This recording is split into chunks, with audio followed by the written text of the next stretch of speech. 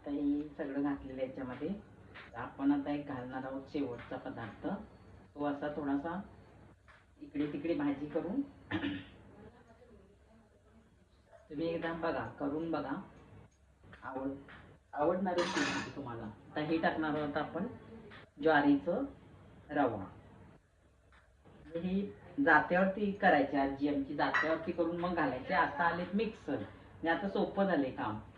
आता ही याच्यावरती थोडी थोडी आपण अशी याच्यावरती भाजी घालायची, अशी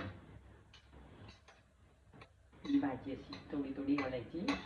आणि याच्यानंतर तिला हलवायचं नाही, ते भाजी ते रवा तो तसाच ठेवायचा मध्ये. त्याच्यानंतर आता घालणार होतं पण गरम पाणी, सगळी भांड्यांमधलं गरम पाणी. आणि जरा वेळ लागतो शिजायला भाजीला, पाणी थोडं जास्त घालून ठेवायचं. आणि आता जास्त बारीक गॅसवरती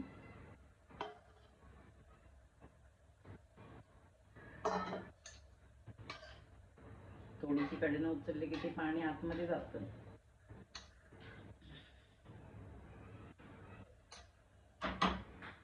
त्याच्यामध्ये टाकणार आहोत मीठ. अंदाजे तुमच्या कमी जास्त, थोडं तिखट पण जास्त टाकायचं असतं, थोडं मीठ. हवा असेल तर तुम्हाला लाल म्हणजे खायच्या वेळेला कोल्हापुरी लाल तिखट मसाला टाकून खाऊ शकता तुम्ही,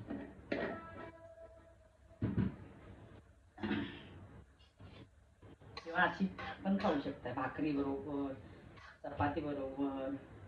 जास्त करून भाकरी बरोबर छान लागते.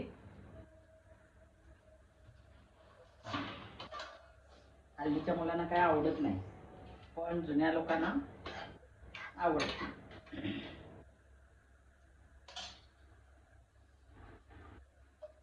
आवडली असेल तर बघा, खूपच चांगली भाजी आहे, तब्येतीसाठी चांगली आहे, तुम्ही खाऊ शकता, 4 दिवस खाऊ शकता. आवडली असेल तर शेअर करा, लाईक करा. आमचं चॅनल आहे सदाफुली, सबस्क्राईब करा, कमेंट करा काय चुकलं असेल तर. Thank you very much.